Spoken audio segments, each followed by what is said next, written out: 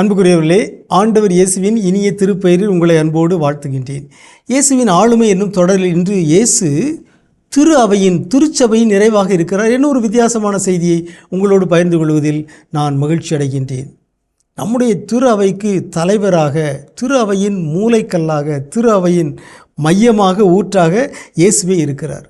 இயேசு தோற்றுவித்த திரு அவை, இயேசு உருவாக்கிய திருச்சபை, நாம் தான் அந்த திருச்சபை.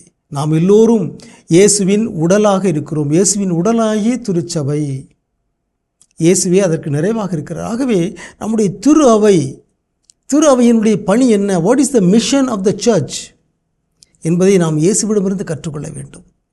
இயேசுவை நோக்கி செல்வது, இயேசுவை நோக்கி அனைவரையும் அழைத்து வருவது, இதுவே திரு அவையின் தலையான பணி, இதுவே திருச்சபையின் தலையான நோக்கம்.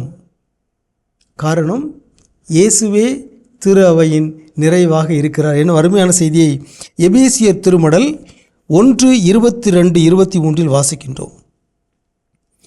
பவுலடியார் சொல்கிறார், அனைவரையும் கிறிஸ்துவுக்கு அடிபணியச் செய்து அனைத்துக்கும் மேலாக அவரை திருச்சபைக்கு தலையாக தந்தருளினார். கடவுள், திருச்சபையோ அவரது உடல், எங்கும் எல்லாவற்றையும் நிரப்புகின்ற அவரால் அது நிறைவு பெறுகின்றது. கிறிஸ்துவால், இயேசுவால் திரு அவை நிறைவு பெறுகின்றது. இதை நாம் மறந்துவிடக்கூடாது.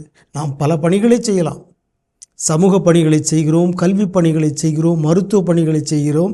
அனைத்தையும் இயேசுவின் பெயரால், இயேசுவுக்காக, இயேசு வழியாக, இயேசுவால் நாம் செய்கிறோம். அவரே நம்முடைய பணிகளை நிறைவடைய செய்கிறார். அவரே நம் திரு அவையை நிறைவு பெறச் செய்கிறார். இதை நாம் மறந்துவிடக்கூடாது. இயேசுடைய ஆளுமை நமக்கு கற்றுத்தருகிற ஒரு பாடம், இயேசுவே நம் வாழ்வின் நிறைவு. நம் தனி வாழ்வின் நிறைவாக இருக்கிறார், நம் குடும்ப வாழ்வின் நிறைவாக இருக்கிறார்.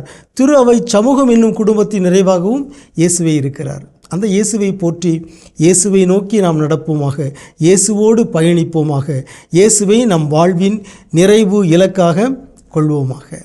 உங்களுக்கு அமைதி உரித்தாக.